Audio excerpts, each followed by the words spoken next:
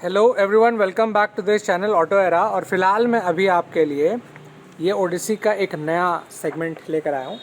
Electric में ये आपके लिए एक एफिशिएंट साबित होगा बिकॉज़ इसका रेंज अच्छा है और आपको पावर इनिशियल भी अच्छा देता है। और जैसे आप सेकंड में शिफ्ट करते हैं तो भी इसका सब चीज़ मुझे परफेक्ट लगा। वो कितना परफेक्ट है एक बार टैली करेंगे, पर सबसे पहले मैं आपको बता देता हूँ। तो दो ऑप्शन एक आपका आता है जिसमें हॉग एली और हॉग प्लस है। और अगर आप दोनों को टैली करेंगे तो 1.44 किलोवाट लिथियम आयन बैटरी आपको इसके लोअर सेगमेंट में मिलेगी। पर वहीं अगर आप इसके अपर सेगमेंट में लेते हैं तो 2.80 किलोवाट लिथियम आयन बैटरी मिलती है। अंतर क्या है अब वो एक बार टैली कर लीजिए। तो जो सिंपल वाला वर्जन है वो 85 किलोमीटर्स का रेंज निकाल के देता है, पर वहीं अगर आप इसका अपर वेरिएंट लेते हैं जो हॉग प्लस नाम से है तो ये आपको टोटल निकाल के देगा 170 किलोमीटर्स। अब वो एक प्रोजेक्शन है, आपके यूज़ पर वो डिपेंड करेगा और किस वेट रेशियो पे आप ये चलाते हैं। पर जैसे हॉग प्लस का नॉर्मली देखें तो आप डेफिनेटली 130 के ऊपर एक्सपेक्ट कर सकते हैं। फिर एक और इसमें इलेक्ट्रिक में जो मोस्ट इम्पॉर्टेंट चीज़ रहता है वो बता देता हूँ कि इसका चार्जिंग टाइम कितना है। तो चार्जिंग आप इस हॉग प्लस में आप कैलकुलेट कर लीजिए, अप्रॉक्सीमेशन आपको 4 घंटों में ये फुल मिल जाएगा। अब जैसे आप इसके साइज़ को देख रहे हैं तो साइज़ मैं एक बार टैली करा देता हूँ। तो इसकी जो पूरी लंबाई है वो 1900 mm की है। वहीं पर विड्थ आप देखेंगे तो 730 mm।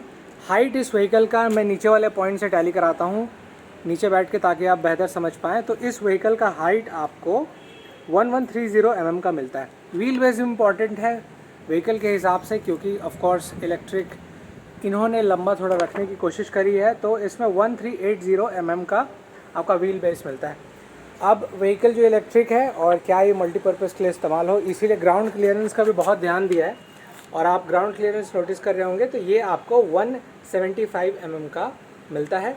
सीट हाइट भी अगर आप नीचे से टैली करें जो करेक्ट सीटिंग पोजीशन रहेगा इस वे में, तो ये आपको टोटल 830 mm का मिलता है। ग्रॉस वेट भी नॉर्मली इक्वल है जो इस व्हीकल के हिसाब से सटीक होना चाहिए। तो ये आपको 128 kg का निकाल के देता है। और एक मैटर जो चीज़ है वो है इसका लोड कैपेसिटी, और इस व्हीकल में आपको 150 एक रेंज रखा गया। मतलब इससे ऊपर जाते हैं तो थोड़ा सा परफॉर्मेंस में कमी आएगा।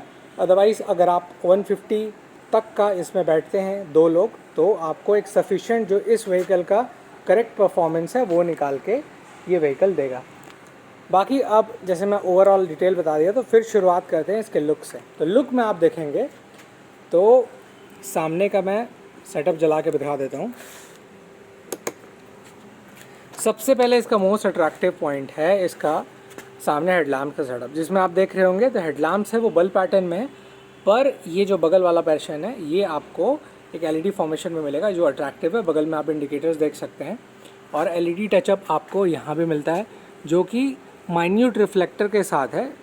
अभी दिन को फ़िलहाल उसकी अहमियत नहीं समझ में आ रही, पर रात में आप देखेंगे तो डेफिनेटली ये बहुत ज़्यादा रिफ्लेक्ट करेगा। फ़िलहाल अभी जो सामने आप कलर देख रहे हैं ब्लैक है, और क्लोज बाय मैं आपको दिखाता हूँ तो ये ग्लॉसी ब्लैक में मिलता है जो कि अट्रैक्शन के पॉइंट पे बहुत इंपॉर्टेंट होता है। फिर नीचे का सेटअप आप देखेंगे तो इस हेडलैम्प्स में ये जो बीच का जितना भी पोर्शन वाली व्हीकल है, जैसे टीवीएस एंटॉर्क हो गया, उसका जो बीच साइड में जो हेडलैम्प्स रखते हैं उसका मेन प्रायोरिटी टर्म होता है कि हल्का सा वो स्पोर्टियर लुक दिखता है। और डेफिनेटली इस इलेक्ट्रिक बाइक में भी आपको ये फील ज़रूर मिलेगा। साइड की तरफ देखें तो अब मैं बात करता हूँ कि बैठने के बाद आपको कितना कंफर्टेबल होगा। तो करेक्ट मैं अभी सिटिंग पोजीशन पे हूँ, और आई साइड अगर आप सामने करेंगे तो वो कुछ इस प्रकार से ये व्हीकल का आपको मिलता है, जिसमें सबसे ऊपर टाइमिंग है। फिर जैसे आप बीच में जाएंगे तो कितने किलोमीटर्स पर आवर की स्पीड से व्हीकल चलेगा वो जानकारी बताया है, जिसमें हाईएस्ट मैं अप्रॉक्सीमेशन आपको 45 का ब्रोशर क्लेब के हिसाब से बता देता हूँ। फिर नीचे ट्रिप है, ट्रिप में कितना किलोमीटर्स ये व्हीकल आप चलाए हैं वो ट्रिप के हिसाब से आप मैनेज और एवरेज चेक कर सकते हैं कि ये कितना दूर तक आपके चार्जिंग के हिसाब से ये दे रहा है। फिर सबसे नीचे वाला पॉइंट आप नोटिस कर रहे होंगे तो यहाँ पर 0 से लेकर 100 तक के टोटल रनिंग अब दिया हुआ है कि मतलब अगर बैटरी फुल करते हैं तो वो कुछ यहाँ तक बैटरी जाएगा, और वहीं पर जैसे वो कम होते रहेगा तो कम होके वो इतना जाएगा।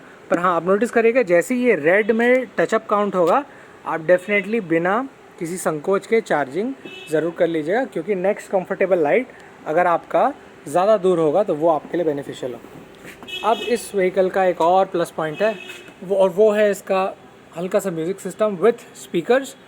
कंट्रोलिंग सिस्टम में आप देख सकते हैं मोड ऑप्शन यहाँ दिया हुआ है, वॉल्यूम कम के लिए, वॉल्यूम ज़्यादा के लिए, सॉन्ग को अगर आपको बढ़ाना है या हल्के से स्पीड अप करना है तो वो जानकारी यहाँ मिल जाएगी। और इस ब्लैक कलर में आपको हल्का सा ब्लूइश राउंडिंग ऑप्शन मिलता है।